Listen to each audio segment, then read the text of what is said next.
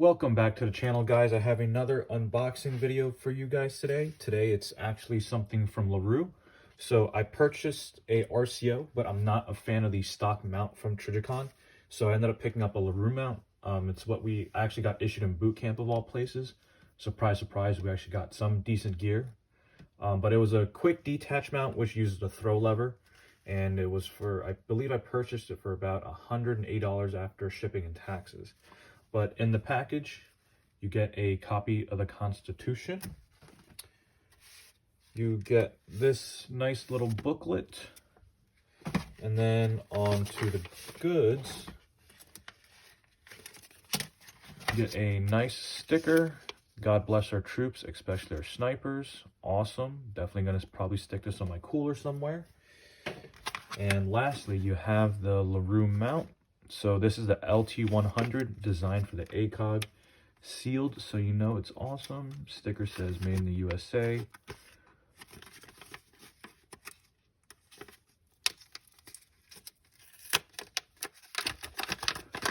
So in here you have all your keys and your mounts to screw it in. It looks like some laser, or this is Loctite, so your scope doesn't shift when you mount it through here on the bottom. Little bit of grease. So if you can see these holes right here and here, that's where you're going to put your lubricant in there. And then the rear one here, this is a rear one.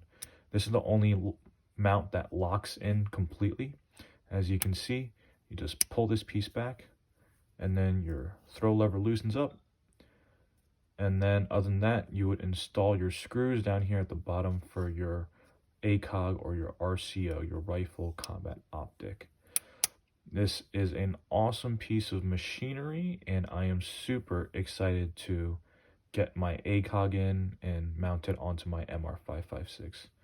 So that's everything that comes within your LaRue LT100 RCO or Acog mount. Thanks for watching, guys. Please comment, like, subscribe, and let me know what you'd like to see next.